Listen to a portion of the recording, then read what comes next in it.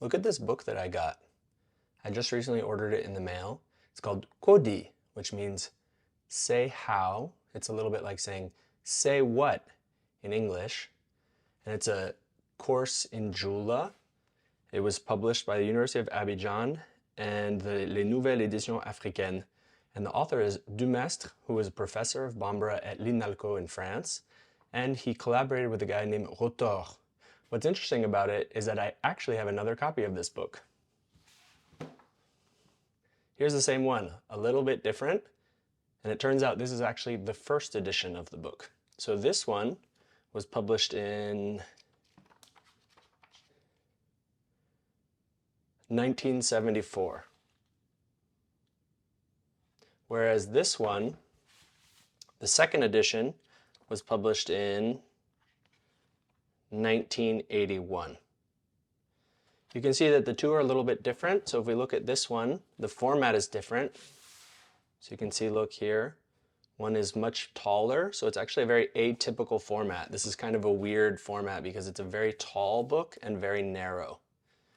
The original one from the first edition is a typesetting that looks like a typewriter. So you can see the font looks a little bit like someone wrote it directly on a typewriter. So it doesn't look very clean, right?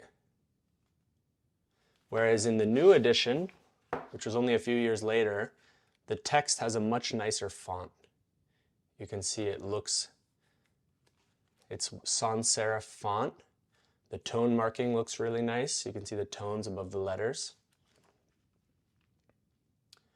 Both books have the format of having these half-page idea. So you can see here, for instance, let's go to the beginning of one, where it says exercise 1, and you are supposed to listen and repeat and transcribe the vowels, right? So they're going to play something, and then on one side, this is the activity, and then on this side, this was the answer. And what you're supposed to do is take another piece of paper. So for instance, I'm just going to use this book. I would cover it like this, and then you would do it. So you can see it would be the same thing on the other side. So let's take another example.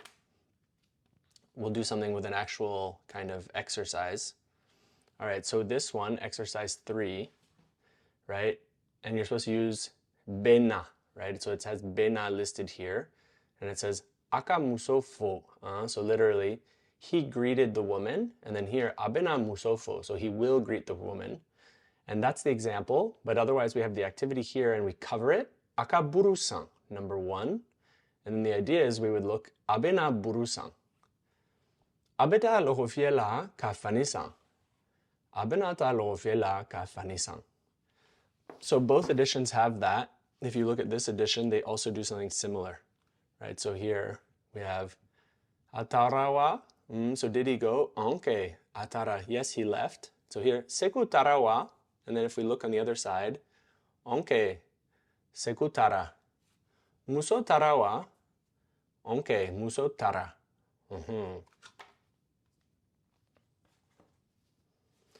What I really like about both editions is that they have beautiful pictures. So the pictures in the first edition are listed as being by Alexandre Dagry. I'm not sure who he is, but you can see it's listed here. He worked for the Institut National des Arts. I'm imagining that was in Côte d'Ivoire. And you can see he has some beautiful pictures in here. They're all black and white, just inserted into the text of day-to-day life scenes. So some really nice ones are in here. You kind of have to page through to find them. And that's actually why I have 2 copies, because originally when I ordered this, I had seen this book and I loved the cover. The cover was amazing. I actually wish that I had it as a framed picture. It's on the front and the back. And the author or illustrator is named Christian Aschalm. I don't know who they are, but I would love to learn more about their work. And I loved this cover, and so I was very interested in looking into then the pictures, and I realized that I loved the pictures as well. And so I found this book online. There was a collector who had it, and I ordered it. But when I got it, I was expecting it to be this one. This actually was the copy that I originally had, which has bigger pictures that I think are a little bit clearer and easy to see. Some of them are absolutely lovely. Like for instance, let's see if I can find my favorite. My favorite is a guy who's praying between the trucks in Abidjan. Let's see if I can find it. Yeah, there's some beautiful ones. But the one that I really like is this one. That's my favorite one. You can see the guy praying on between the trucks. I would love to have this one as a picture. So when I ordered the book, I was expecting to receive this, and instead I got this. And that's when I realized that actually, wow, there are two different editions with different pictures. So the pictures from this one, as I said, were by Alexandre Daigry. But if you look at this one,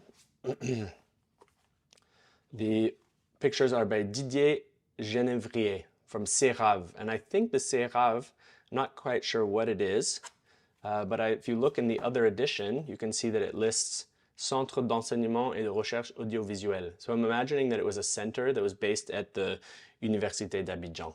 It's hard to know though. Inside of the actual book, in both editions, you also have some cool drawings. So for instance, here when you have activities, like this one, you would cover this, and then you have to look at the pictures. Moubeyan, Darabeyan. So there's a can, or cannerie, we say in West Africa, so it's like a pot, a clay pot. Moubeyan, Kurumbeyan, so it's a canoe. Moubeyan, Ulubeyan. So I love these little illustrations. These are kind of cool. Otherwise in the book, you can see that it's made of, it has 10 units, so it's kind of like 10 lessons. It also has some annexes, which are interesting, but the lessons or the units generally have a similar structure. So let's look at one as an example.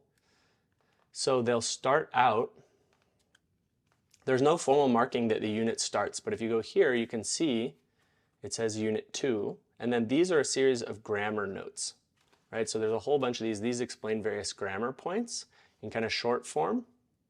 And then once you get past them, right? So we get all the way to the end of the grammar notes, and then we have a list of vocabulary. This is the vocab that you need for this particular unit.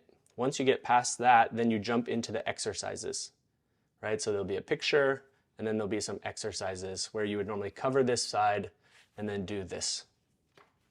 So that's the general format. It just repeats over and over. Unfortunately, one thing I don't like is that in the index, there's no way to find the grammar points. So you can't actually go back and look something up easily, right? What is cool though, is that it has some annexes. So in the back, in both editions, you have a list of les salutations. So it kind of summarizes greetings. You also have a little map, which is a cool map because it covers all of Manding, right? So it's not just Jula, but rather kind of pointing out that Jula is connected to Bambara and Maninka and Mandinka. It also points out Manding. Manding is the historical polity and place from which all of these varieties kind of emerged, right? This is the area which gave birth to what is sometimes called the Mali Empire. You also have this little index, so an alphabetical index of the lexical elements used. So you can look up a word and then try to find it somewhere in the actual text. The last thing I like is that you have the first 100 words in Jula. So this is based off of a study, and so it's pointing out the most common words in this corpus that they use, so all the words that you can expect to hear. So that's my second edition. This is my first edition. If anybody has any information about this book, or if you know anything about the authors or the illustrators, I'd love to hear from you. If you liked this video and you'd like more show and tell videos from my collection, please let me know. Auniche, Aukambe.